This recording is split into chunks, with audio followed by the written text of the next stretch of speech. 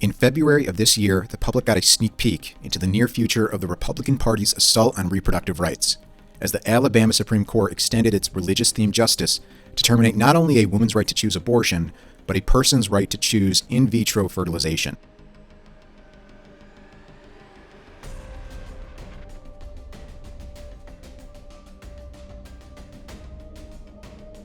Now, this ruling has been delayed temporarily by the state legislature that fears that showing their true intentions during an election year would be costly to the Republican Party. But make no mistake, the 2024 election will determine the fate of IVF, and will determine the fate of all scientific methods to assist in reproduction that are not mentioned in the King James Bible.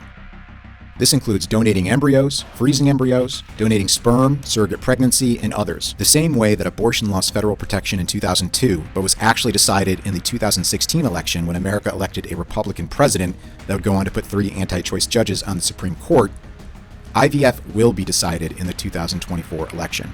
The Alabama Supreme Court ruling relies on a state law from 1872. Citing this law, the court decided that every frozen embryo that does not make it to a womb is a deceased child, and the doctors, nurses, and patients can be held liable for each and every one, aka the death of IVF. Coupled with the fact that abortions are 100% illegal in Alabama, the Republican Party had created a state where pregnant women that aren't prepared to care for a child are forced to give birth, and women, men, and couples that are fully prepared to care for a child but cannot conceive through intercourse are forced to remain childless. The concurring opinions come largely from Chief Justice Tom Parker, a devout believer in Christian Dominionism, what he calls the 7 Mountains Mandate. God created government, and that's why he is calling and equipping people to step back into these mountains right now. The 7 Mountains Mandate, as you mentioned, becoming embraced within the center of GOP politics. The idea that the church is meant to direct the government, the separation of church and state is a myth cooked up by progressives. Parker's arguments for the end of IVF are nothing short of medieval. Also, just evil. The court uses their own personal interpretation of God 41 times to substantiate why people can't use IVF to start or expand their family. Their main source of legal reference is the Bible, along with teachings from Dark Age theologians like St. Thomas Aquinas. Yes, this is Handmaid's Tale level dangerous. In his decision, Parker states as a fact that man's creating in God's image is the basis of the general prohibition on the intentional taking of human life. How do we know that to be true? See Genesis chapter 9, verse 6 from the King James Bible. Parker cites much of the language that Alabama passed into law in 2018 that says, God made every person in his image, and therefore human life cannot be wrongfully destroyed without incurring the wrath of a holy God. What? This is true of unborn human life, and that even before birth, all human beings bear the image of God, and their lives cannot be destroyed without effacing his glory. How is this the language behind a highly consequential state Supreme Court decision in 2024 in America? How is it that the personal interpretation of the personal brand of Christianity of these particular justices are the grounds for this decision? This decision sounds like it was written in the 1600s somewhere and should be in a museum so onlookers could marvel at how primitive and theocratic the courts were back then. Instead, this is real life, today. The Alabama legislature passed a stopgap bill that allows IVF to continue for a short time while they consider what to do. The legislation fails to address the fundamental question here. Is an embryo created by IVF a person?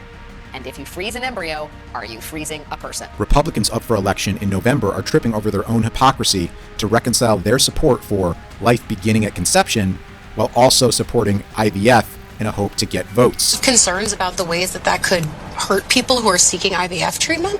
I think that we have to have those conversations. Not because they believe in IVF. It's just that a presidential election year is not a politically advantageous time for the public to be introduced to the GOP's planned rollback of all reproductive rights not mentioned in their favorite King James Bible. But make no mistake that IVF is now a prime target of the Republican Party, and not just because they consider all embryos that don't make it back into a woman's womb as homicide victims.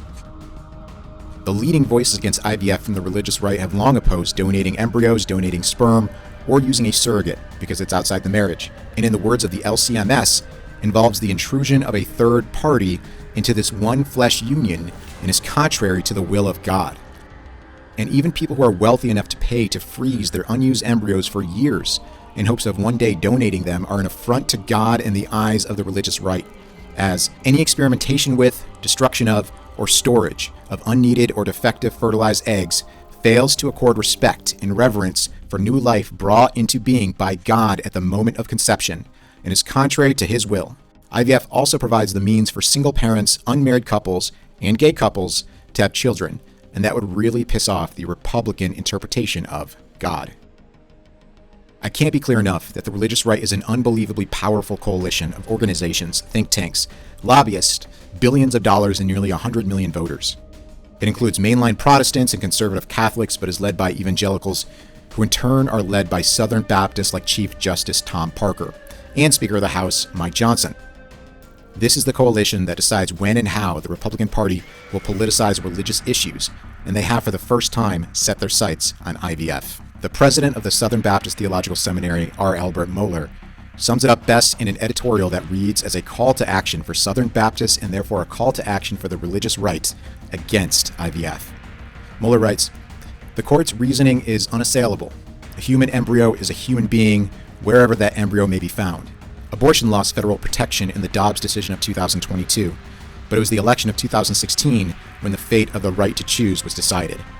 Make no mistake, the future of IVF will be decided in the election of 2024. Please let me know your thoughts in the comments. Thanks for watching.